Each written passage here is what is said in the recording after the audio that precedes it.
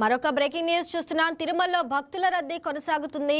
Token లేని భక్తులకు శ్రీవారి దర్శనానికి 20 గంటల సమయం పడుతుంది. భక్తులతో అన్ని కంపార్ట్మెంట్లు నిండిపోయాయి. శిలాతోరణం వరకు క్యూ లైన్లో భక్తులు వేచి ఉన్నారు. నిన్న స్వామివారిని 74,569 మంది భక్తులు దర్శించుకోగా శ్రీవారికి హుండీ కానుకల ద్వారా 3.80 కోట్ల ఆదాయం లభించింది. 4,15,000 లడ్డూ ప్రసాదాలను టీటీడీ విక్రయించింది. రైట్, ఇక ఇదే అంశానికి సంబంధించి మరింత సమాచారం మా కరెస్పాండెంట్ సెల్వం అందిస్తారు. సెల్వం, చెప్పండి, తిరుమలలో భక్తుల రద్దీ కొనసాగుతుంది, దాని గురించి అప్డేట్స్ ఏంటి?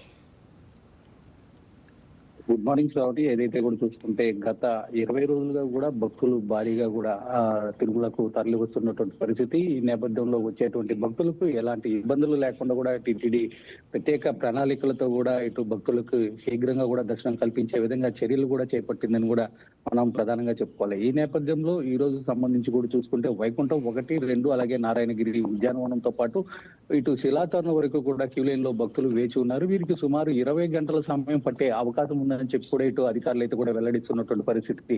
అంటే వచ్చేటువంటి భక్తులకు ఎలాంటి ఇబ్బందులు కూడా తలెత్తకుండా ఇటు పక్కా ప్రణాళికతో కూడా ఇటు దర్శనం కల్పిస్తున్నాం కాబట్టి ఖచ్చితంగా వచ్చేటువంటి భక్తులు కూడా టీటీడీకి సహకరించాలని చెప్పి కూడా టీటీడీ అయితే కూడా విజ్ఞప్తి చేస్తుంది. అయితే గడిచిన 12 రోజుల్లో కూడా మనం చూసుకుంటే సుమారు రికార్డు స్థాయిలో కూడా ఇటు భక్తులకి టీటీడీ దర్శనం కల్పించిందని కూడా మనం ప్రధానంగా చెప్పుకోవాలి. 10 లక్షలకు పైగా ఇటు భక్తులకు దర్శనం కల్పించడమే కాకుండా 5,50,000 మందికి పైగా కూడా తలనీలాలు సమర్పించడం, అదే విధంగా సుమారు 48 కోట్లకు పైగా కూడా ఇటు హుండీ ద్వారా కూడా స్వామివారికి కానుకలు కూడా చెల్లించినట్టు కూడా మనకు ప్రధానంగా తెలుస్తుంది. ఈ నేపథ్యంలో కూడా వచ్చేటువంటి భక్తులకి ఇటు అన్నప్రసాదాలు కావచ్చు, పాలు, నీళ్లు, మజ్జిగ కూడా ఇటు నిరంతరాయంగా కూడా అందిస్తున్నటువంటి పరిస్థితి. ఇది ప్రధానంగా చూసుకుంటే టీటీడీ విజిలెన్స్ అదే విధంగా పోలీసు యంత్రాంగం కూడా పకడ్బందీగా అంటే సంయుక్తంగా కూడా పనిచేసి భక్తుల మధ్య ఎలాంటి తోపులాట చేరకుండా కూడా పక్కా ప్రణాళికతో కూడా ఇటు సుమారు దర్శనాన్ని కల్పిస్తున్నారు. మరోపక్క టీటీడీ అధికారులు కూడా డిప్యూటీ స్థాయి అధికారులు కూడా ఈ క్యూ లైన్ లో ఏర్పాటు చేసి ఎక్కడ వాళ్ళకి అంటే ఈ పాలు, నీళ్లు,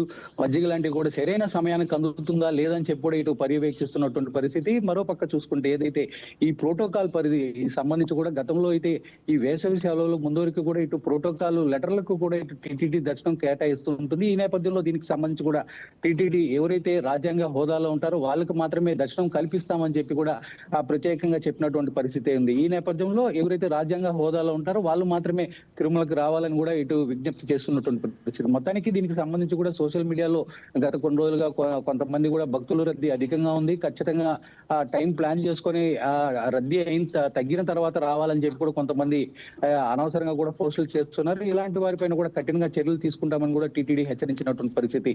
ఈ నేపథ్యంలో టీటీడీ ఒకటే ప్రధానంగా కోరుతుంది, టీటీడీ సలహాలు, సూచనలు పాటించి కూడా ఇటు స్వామివారిని దర్శించుకోవాలని కూడా ఇటు విజ్ఞప్తి అయితే కూడా చేస్తున్నటువంటి పరిస్థితి.